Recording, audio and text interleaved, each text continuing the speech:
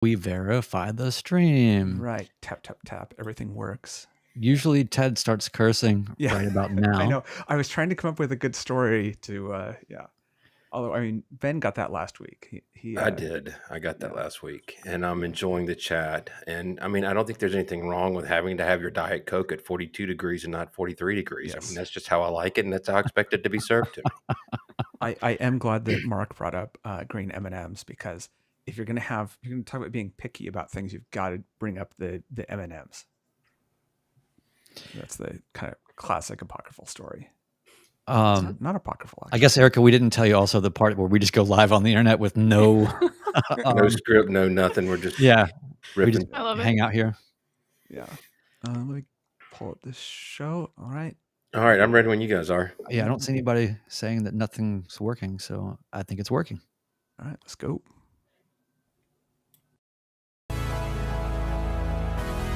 Welcome to the Midlife Pilot Podcast. What is it like to become a pilot in midlife? The challenges are unique, but so are the rewards. Hosts Ben, Brian, and Ted talk learning to fly, growing as pilots, and the joy of flying to destinations. The purpose of the podcast is not to teach, but to share knowledge and experiences. Be sure to join the community on Patreon and get access to exclusive content, and Ted will even mail you a surprise, as uncomfortable as it sounds to have anyone named Ted mail you anything, much less a surprise. People in our Discord really seem to like our robot intros and had ideas for naming me, so perhaps we will keep making these ridiculous AI introductions. Okay, checklists are complete. Let's get the show started.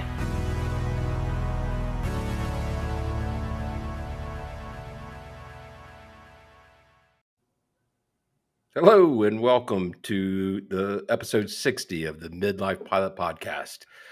It's an aviation podcast where we talk all things flying and aviation in midlife. My name is Ben. I am a commercial rated pilot here in the Atlanta area. I fly a Cessna 182. I affectionately refer to as the Beast.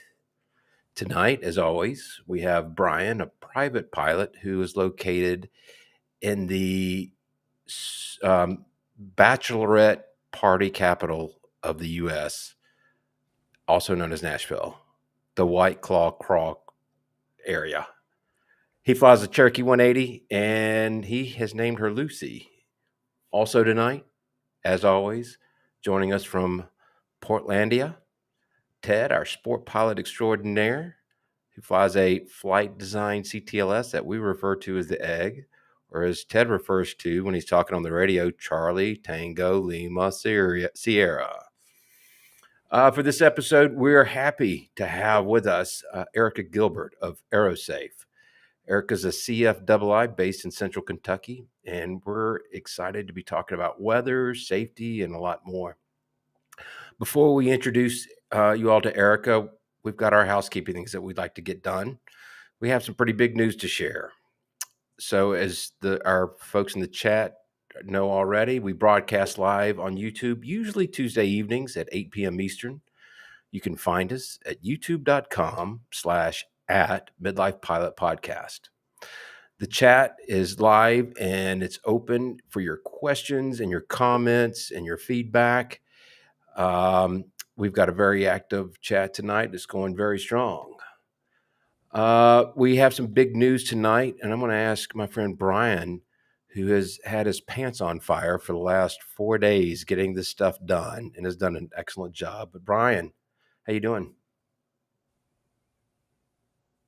You're muted. Brian, you're muted. I'm doing well. I just wanted to say that I think that the bit was supposed to be that I'm from the Bachelorette Super Charlie. I missed that. I kind of skimmed over it. You are under the Super Charlie now, and that is quite the distinction to have. The Bachelorette Super Charlie, because it's the only Super Charlie that's out there. So it's super. So yeah, huge announcement. And here's the thing: you're saying I've been at work. We've all been at work on all this. So thanks to everybody behind the scenes here. But we have launched a Patreon.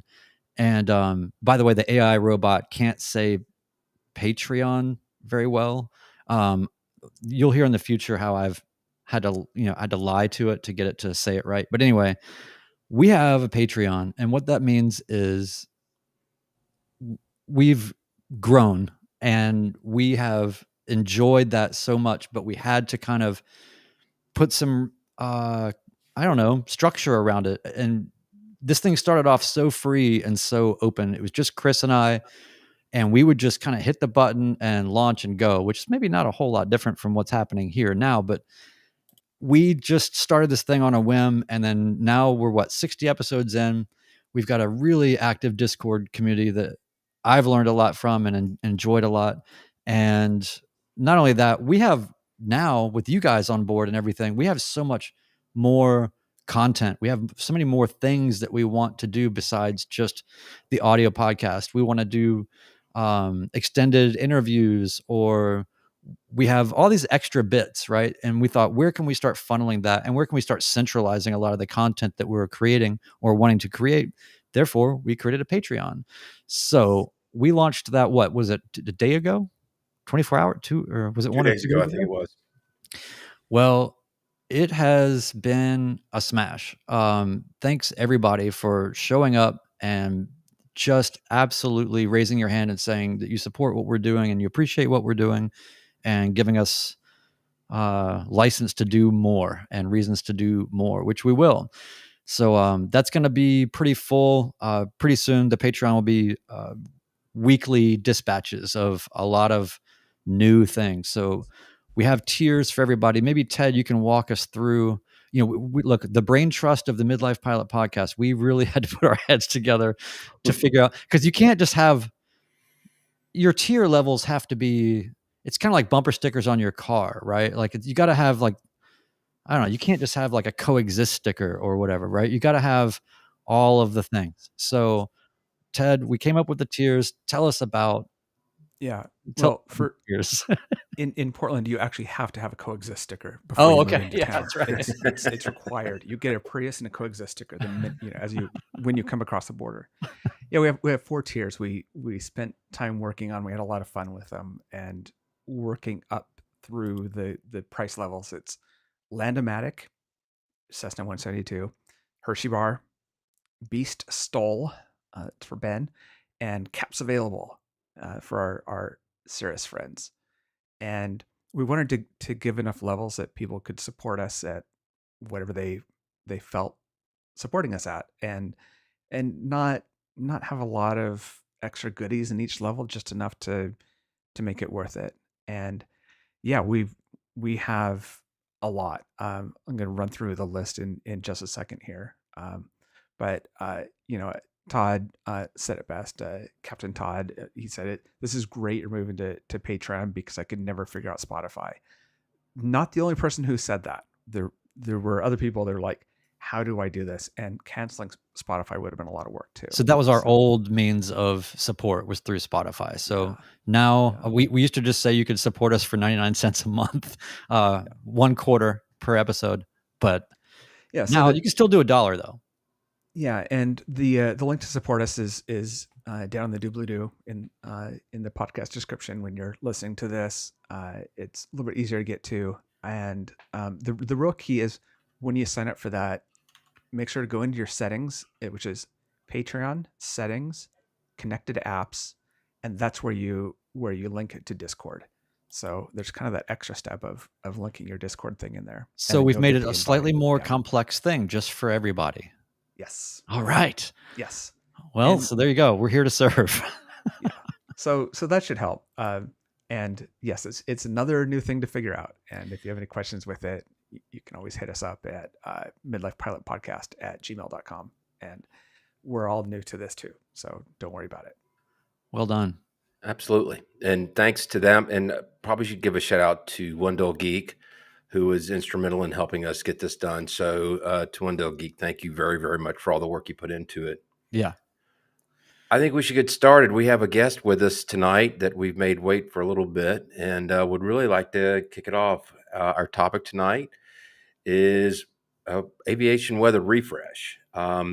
Brian notified us maybe 2 weeks ago about this YouTuber who is doing these weather debriefs, and from the very first video I saw, I'm like, okay, this is one this is a keeper right here. So we're really excited to have you, Erica. Thanks for joining us tonight. Thank you so much for having me. Like I said, I'm just so tickled to death that you guys asked me to be here. Also, thank you for laughing at that, Brian.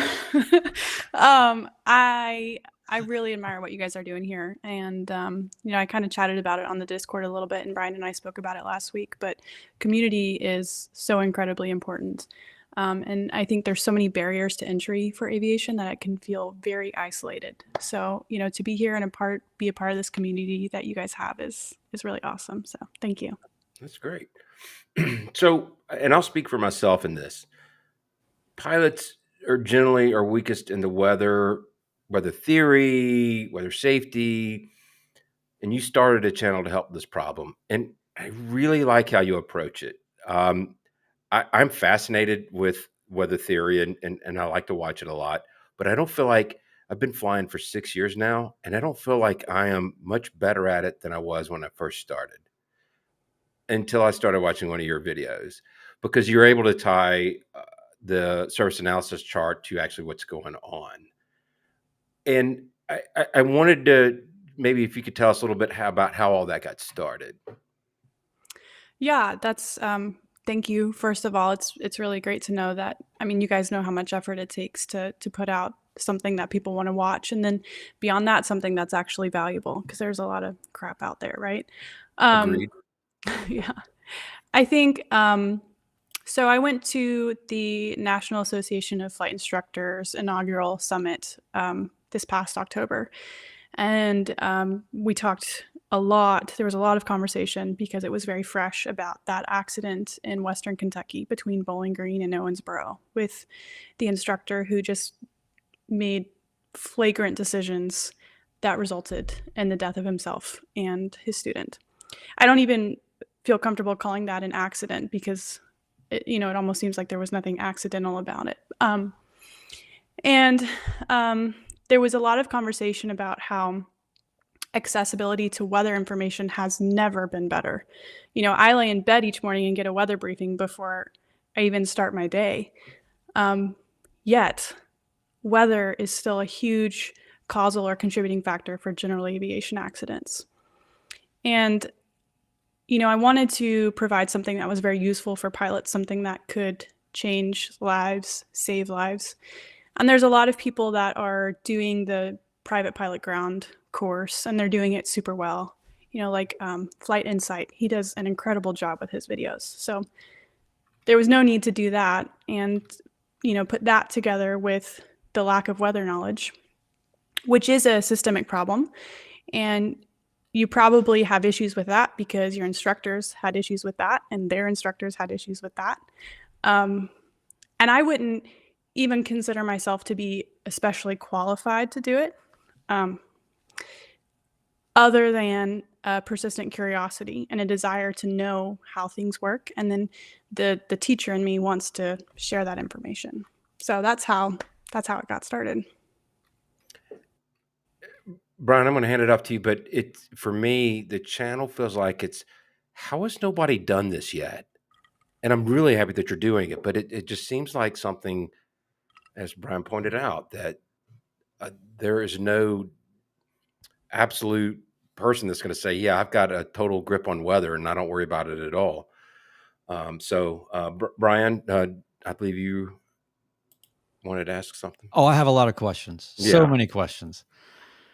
By the way, just as a preface, let me just say how refreshing it is to have somebody on the podcast that actually knows what they're talking about. It's such a relief. Do you guys feel that? Like, I just feel like my shoulders are kind of, we're safe in here. We're going to be okay, guys. We're going to be okay. But no, it's fantastic to have, people that are trained educators. And by the way, I'm not lost on the fact that you just mentioned something about you consider yourself a teacher. I think that maybe we'll get into this a little bit later, but that's a huge distinction that I think is problematic, that I know there's been a lot of conversation around lately. There's flight instructors, and there's people that really feel a calling to teach, and the gulf between can be pretty wide. So it's nice just to hear you even say the word teacher, because it's more than just a a gateway to something else for you, obviously. But my question right away for you is, we've been talking, it's been bubbling up probably the last 4 or 5 episodes, really. It's been sort of a common theme, personal minimums, and expanding personal minimums. And we've been talking about that from just kind of an experiential place of, here's how I maybe built my crosswind minimums, or, things like that. And we're so used to speaking in terms of that. And we know everybody that has minimums, which everybody should, if you do have weather minimums, you're probably only thinking about it in terms of ceiling and a few other maybe details. Two-part question. One, what would you recommend? How resolute should weather minimums be kind of declared? And then secondly, how do you go about methodically expanding on those? Yeah, that's a great question. I'm sure everyone that's listening has heard of personal minimums, and if they haven't, they need to fire their flight instructor immediately. I bring up personal minimums on the very first lesson. And we write them down, right? I'm actually working on a little AeroSafe branded personal minimums checklist, which does go beyond weather. It also includes currency and proficiency for carrying passengers, because the legal minimums are just that, right? They are the bars on the floor. And for especially newer, more green pilots, having landed 3 times 3 months ago is not enough to take up a loved one. But I think, the weather minimums should include, like you said, crosswinds and ceilings, and making sure that you're below the freezing level if you're an IMC, and should also include time since consuming alcohol and amount of sleep and a whole host of other factors, because it's all about risk mitigation. We know that no flight is 100% without risk. There is some risk involved. So what we do is we take the factors that we can control, which is when we stay on the ground or how much sleep we've had, and we say, this is the bubble that I'll operate within. And if any of these factors are not into play, not within my stipulations, I'm not going to go. In regards to safely flying within weather, within the capabilities of the aircraft, I think the only way to safely expand those personal minimums, well, there's 2 ways. My preference would be that you fly with a more experienced pilot in those conditions. Someone that knows your aircraft type and has plenty of time and experience in even more adverse conditions than you're about to enter. And they can then show you the capabilities of the aircraft and walk you through how to safely operate within those conditions. We don't all have the luxury to call up a safety pilot whenever things are a little bit out of our minimums. Instead, another way that we could safely expand our personal minimums is we set those. So, a classic example, crosswind component. Let's say your max crosswind component is 12 knots.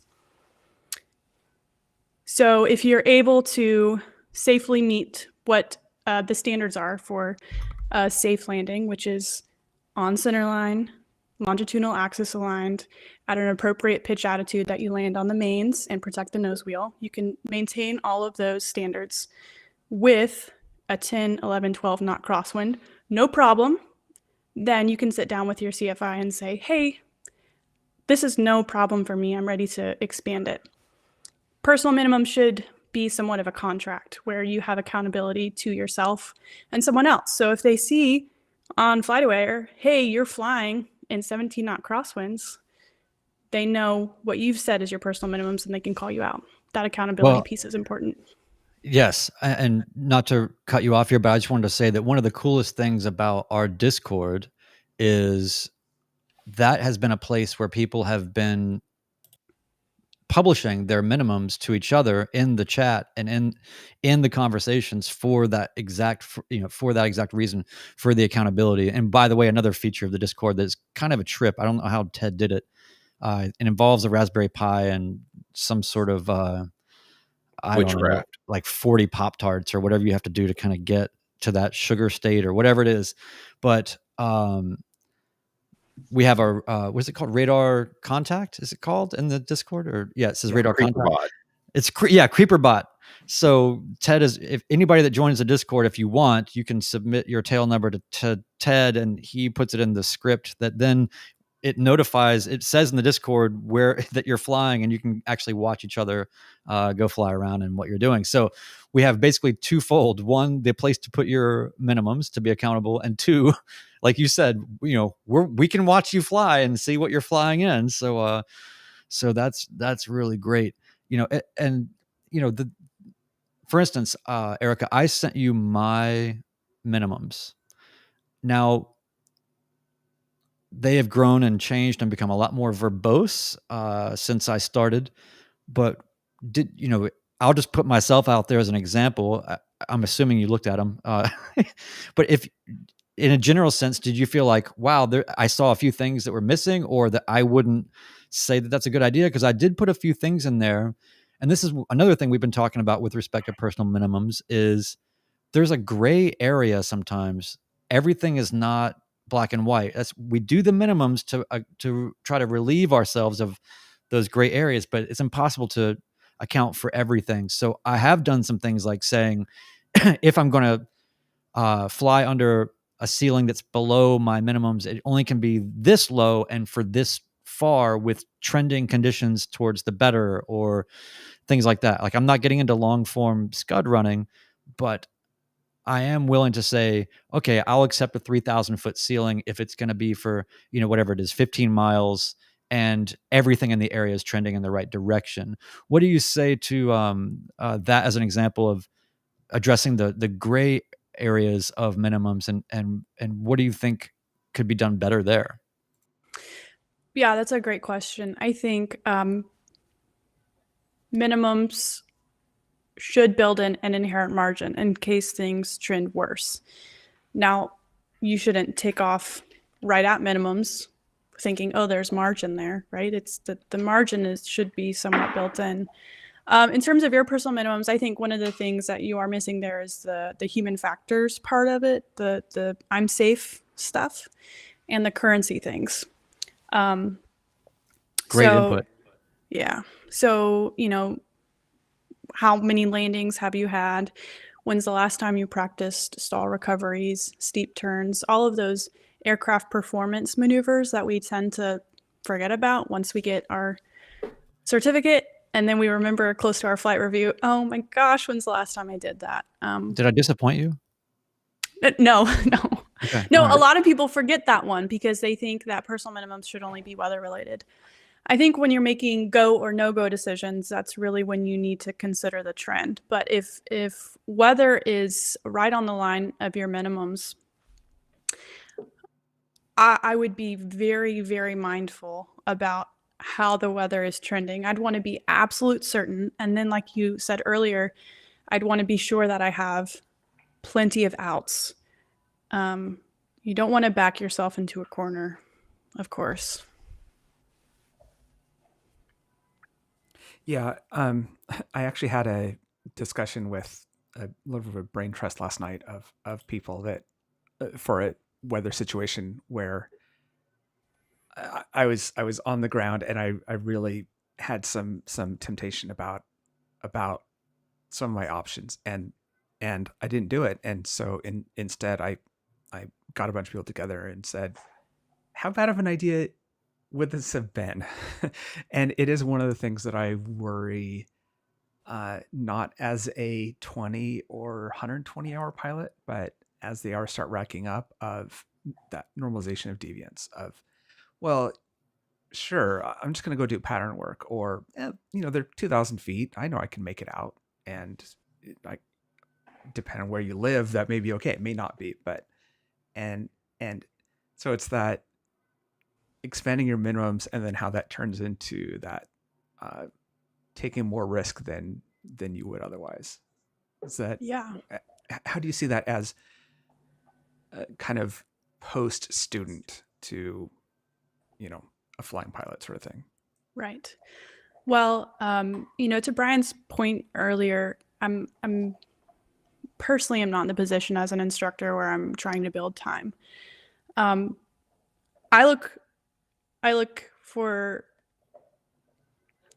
basically assume I'm not going to go every day. And I look for the holes in that assumption to support flying. And I love that you brought up the normalization of deviance, because, at its core, the normalization of deviance is based on some logical fallacies, right? It comes from us assuming that good outcomes are a result of our great decision making.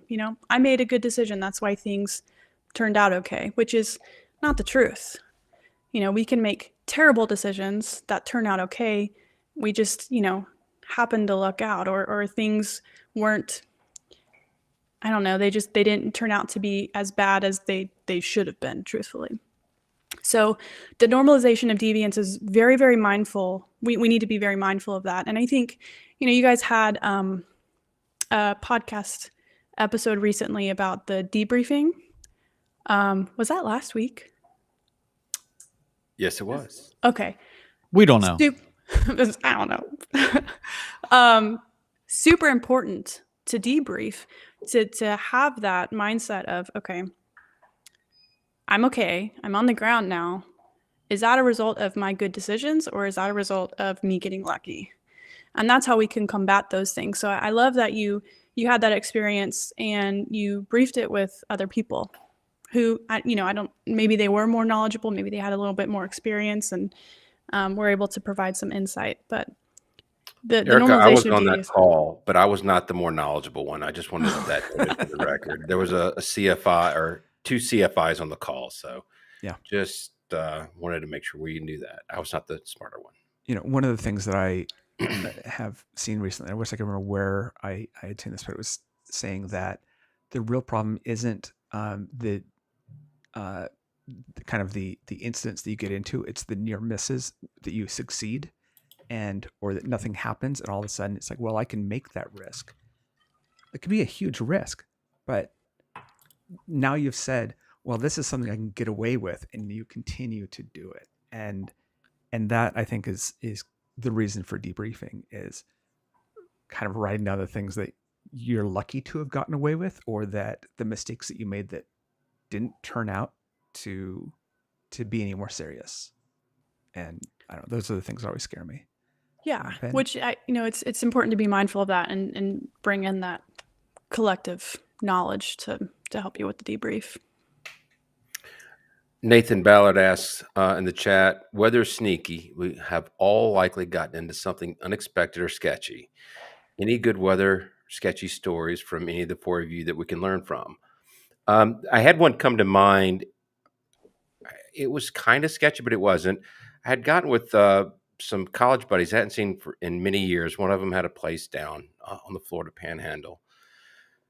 And long story short, we decided to go to the Auburn football game in the plane. There was four of us, and it was at night. And I had a pretty hard rule of no IFR at night, but it is flat down there. There's no terrain, and the weather was absolutely improving. It was moving out of the area, and I had never shot an IFR approach at night, and I had friends on board, but I had 3 airports that were clearing a million VFR.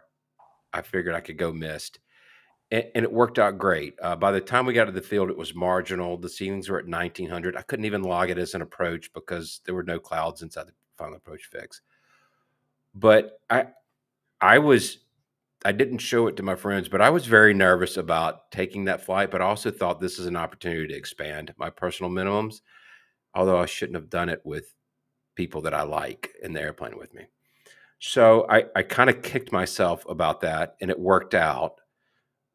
But I had my outs. And actually, one of the 3 videos I've published on YouTube talks about that, is that I had plenty of places to go to without having to shoot an approach. So that was my story. Any of y'all have any come to mind? Because I have another area that I want to get into with Erica. I've only had perfect, seamless flawless experiences in aviation, so I'm not able to really relate, I guess. Well, so that's funny because all those times you call me for weather briefings, I recorded all of them, and I can throw you under the bus there. Well, one thing that you were talking about earlier, just that early period of after you've been kind of set free and you're starting to get out there on your own. Flying with Ben was hugely beneficial for me to just get into some weather that, how do I explain this? It really just begins with things that they cannot teach you in training, because you have to be there and then you have to start learning how to read what you're seeing, and your training environment presents none of these scenes. The scenes that you're seeing when you're getting out there and you're actually in the weather are so much more complex and relational, and it's almost like 4D compared to anything else that you've looked at before. And that's why the whole having an out thing is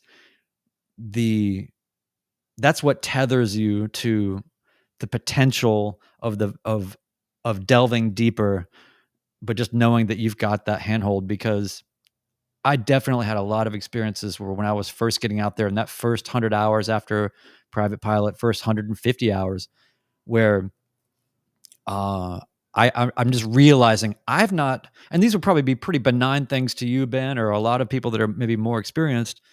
But to me, I'm like, wait, well, I've never, now I've got it's kind of over the top over here, or I can do I dive down or do I go over here? And that looks like not good. And then those look like the clouds in the textbook that murder people, So, it's just a lot of that stuff. It's hard to get out there. But I've been lucky, I suppose, in the sense that I haven't had anything be completely sketchy. But that's also a testament to how conservative my planning has been.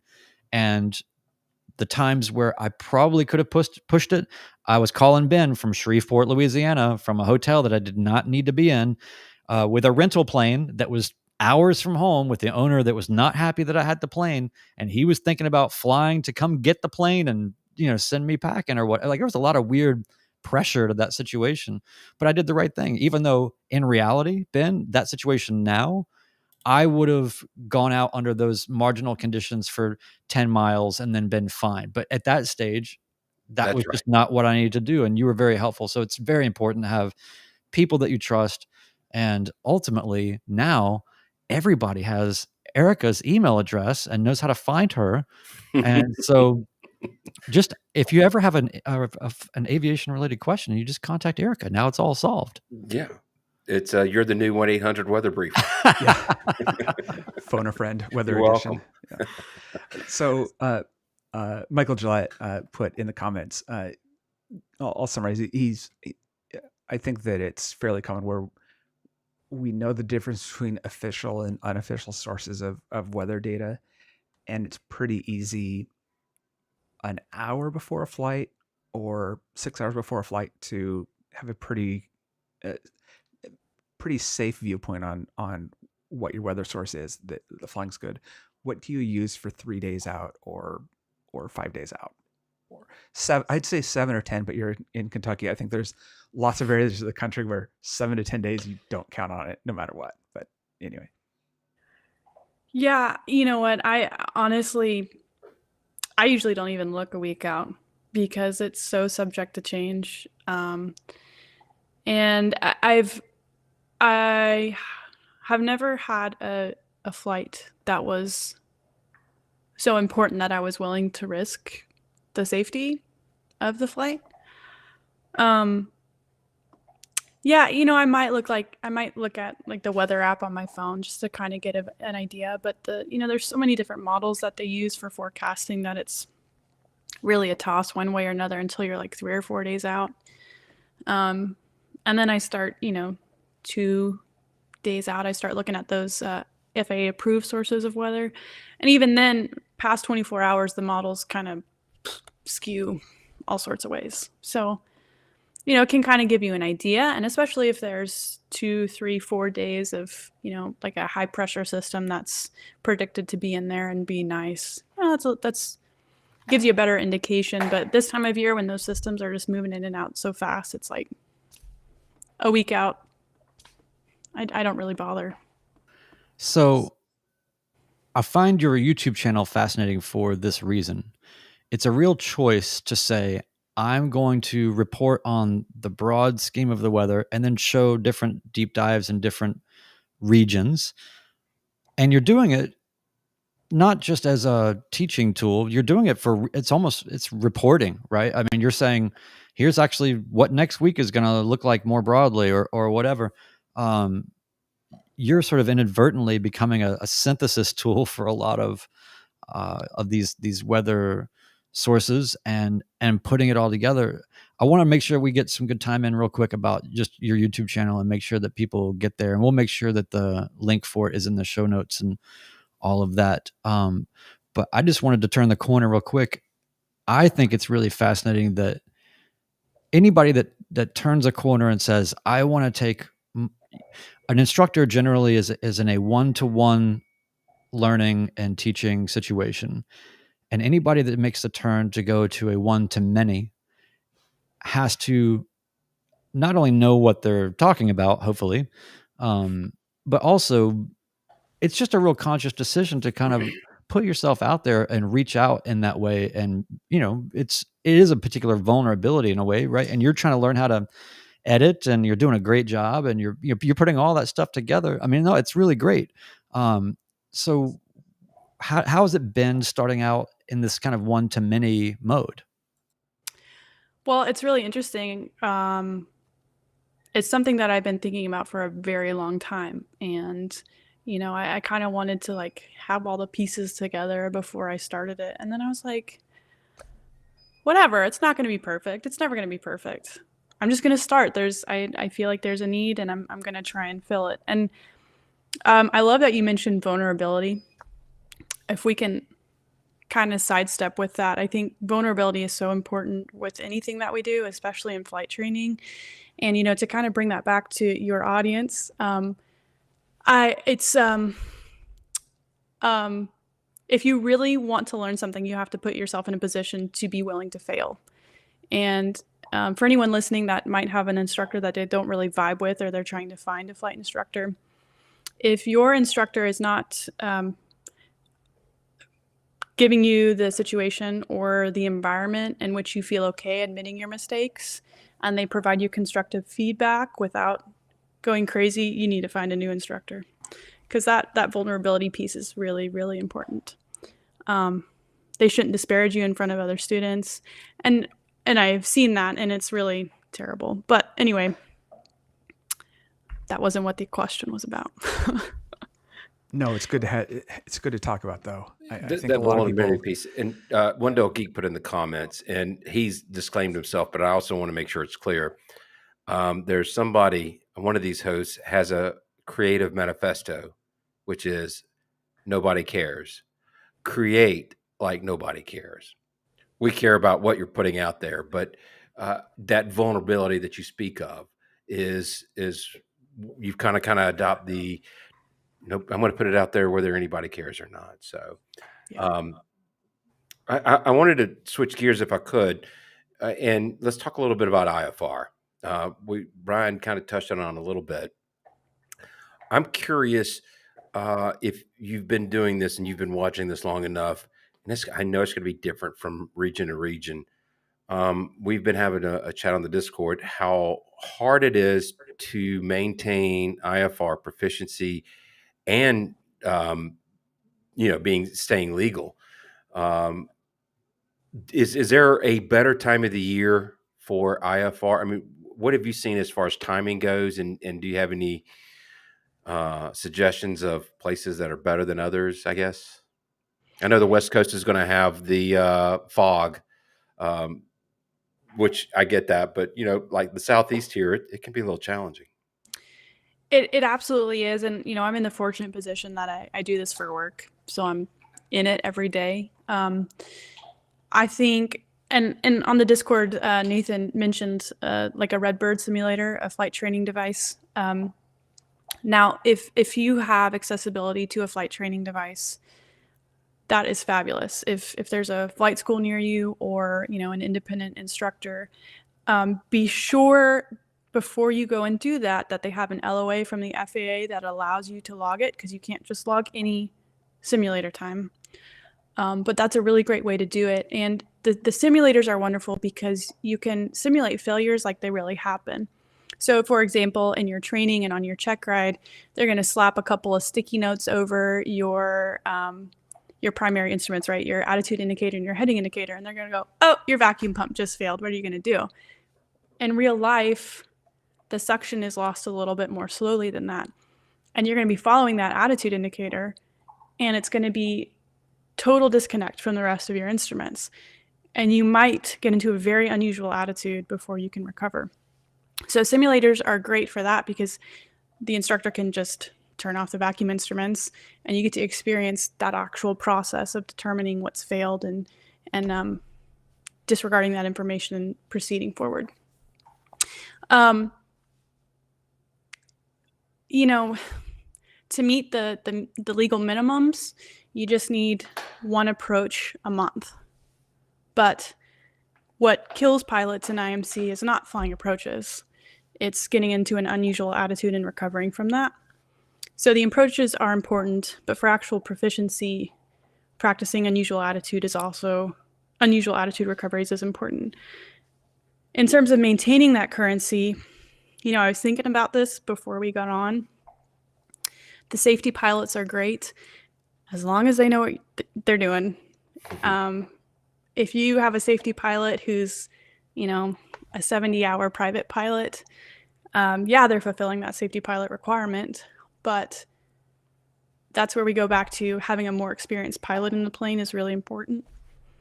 So getting up with a CFI, it's going to be $50 to $100 an hour, but it will be so worth it if you can. And if you can do it with a double I, then you can do it in IMC as long as everything else is kosher and good. And you can do it safely with a double I. In terms of maintaining that currency, it's going to require some flexibility. And that part is hard. Because like you say, I don't think I've flown in like a week and a half. And I do it every day. Yeah, So. and I was telling him when I would see a marginal VFR day that I thought that might be some clouds just below the final approach fix. I don't care what I'm going to drop, what I'm going to go do, and knock out about 3 approaches, just for that IMC experience and just to keep that relevancy. It's like you long for the IFR days once you get your IFR ticket, as opposed to the VFR day pilot. So, Brian, I believe you had something. I always have something. Yeah. So tell me about, Erica, because you guys, you instructors have nerves of steel. You're essentially, I think of it as like being a CFI must be like me riding in the back seat of my parents' car as they drive around now. You know what I mean? Where it's just like they probably shouldn't even be on the road, and I'm just, even though I feel like I can get to the controls, I really, things could happen real fast. So what is how do you do that? How do you have you had a moment where you thought I don't need to be doing this? Yes. Yeah, absolutely. I like to recall upon my favorite instructors who, like, you could have a runway excursion. You could have landed and run off the runway into the side of the grass, and they'd be like, I don't think that was a great idea. What could you do better next time? Just like totally calm, cool, and collected. And then after we get out of the plane, that's when you can like shake and freak out. I have found that most people, if they are aware of the actual situation and the dangers involved, they're hard enough on themselves. They don't need me hollering at them and going, what the were you thinking? When we get back on the ground, we can have a discussion. For example, I was doing a simulated engine failure with a client, and I always go down to as low as we can, right? 500 AGL. we are areas other than congested all over the place here. And so we get down to 500. I'm like, all right, let's recover. He adds full power, doesn't pitch up, and now we're accelerating, continuing to descend. We get down to almost 300 feet, and I'm like, back pressure. And I, like, how did I let it get that far to begin with? I did file an ASRS report.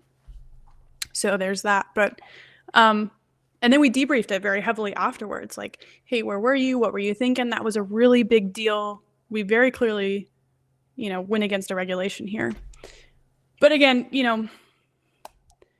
a CFI should be emotionally aware. They should have enough emotional intelligence to control their own emotions, to read your emotions, and then play to that as necessary. And again, most people are hard enough on themselves. They don't need an instructor freaking out at them.